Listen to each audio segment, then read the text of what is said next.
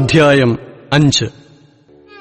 വിശ്വാസത്താൽ നീതീകരിക്കപ്പെട്ടിട്ട് നമ്മുടെ കർത്താവായ യേശുക്രിസ്തു മൂലം നമുക്ക് ദൈവത്തോട് സമാധാനമുണ്ട്.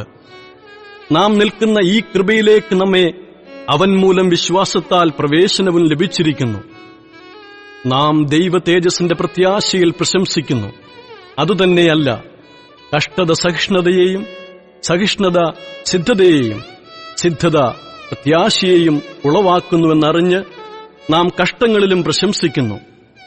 പ്രത്യാശയ്ക്കോ ഭംഗം വരുന്നില്ല. ദൈവത്തിന്റെ സ്നേഹം നമുക്ക് നൽകപ്പെട്ട പരിശുദ്ധാത്മാവിനാൽ നമ്മുടെ ഹൃദയങ്ങളിൽ പകർന്നിരിക്കുന്നുവല്ലോ. നാം ബലഹീനരായിരിക്കുമ്പോൾ തന്നെ ക്രിസ്തു തക്ക സമയത്ത് അഭക്തർക്കു വേണ്ടി മരിച്ചു. നീതിമാനു വേണ്ടി ആരെങ്കിലും മരിക്കുന്നത് ദുർലഭം, ഗുണവാനു വേണ്ടി പക്ഷേ മരിപ്പാൻ തുനിയുമായിരിക്കും. ക്രിസ്തുവോ നാം പാപികളായിരിക്കുമ്പോൾ തന്നെ നമുക്കുവേണ്ടി മരിക്കിയാൽ ദൈവം തനിക്ക് നമ്മോടുള്ള സ്നേഹത്തെ പ്രദർശിപ്പിക്കുന്നു. അവന്റെ രക്തത്താൽ നീതീകരിക്കപ്പെട്ട ശേഷമോ നാം അവനാൽ എത്രയധികമായി കോപത്തിൽ നിന്ന് രക്ഷിക്കപ്പെടും. ശത്രുക്കളായിരിക്കുമ്പോൾ തന്നെ നമുക്കവന്റെ പുത്രന്റെ മരണത്താൽ ദൈവത്തോട് നിരപ്പ് വന്നു എങ്കിൽ നിരന്ന ശേഷം നാം അവന്റെ ജീവനാൽ എത്രയധികമായി രക്ഷിക്കപ്പെടും. അത്രയുമല്ല, നമുക്കിപ്പോൾ നിരപ്പ് ലഭിച്ചതിന് കാരണമായ നമ്മുടെ കർത്താവായ യേശുക്രിസ്തു മുഖാന്തരം നാം ദൈവത്തിൽ പ്രശംസിക്കുകയും ചെയ്യുന്നു. അതുകൊണ്ട് ഏകമനുഷ്യനാൽ പാപവും പാപത്താൽ മരണവും ലോകത്തിൽ കടന്നു.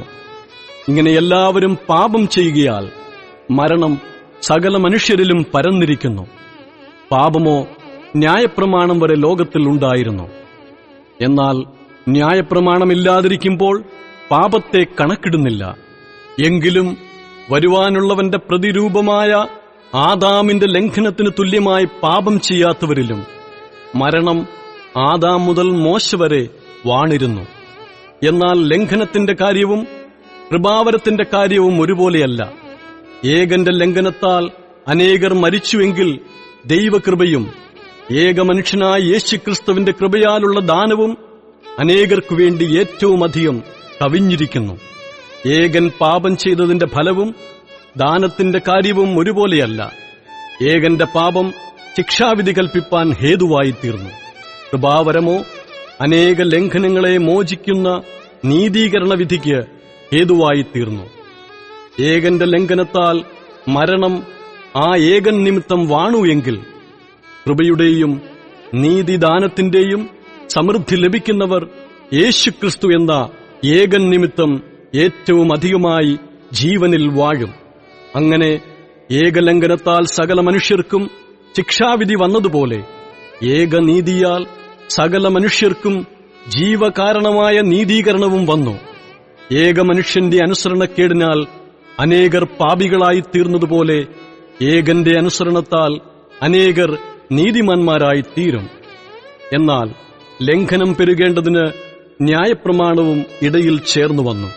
എങ്കിലും പാപം പെരുകിയിടത്ത് കൃപ അത്യന്തം വർദ്ധിച്ചു. പാപം മരണത്താൽ വാണതുപോലെ കൃപയും നമ്മുടെ കർത്താവായ യേശുക്രിസ്തു മുഖാന്തരം നീതിയാൽ നിത്യജീവനായി വാഴേണ്ടതിനു തന്നെ.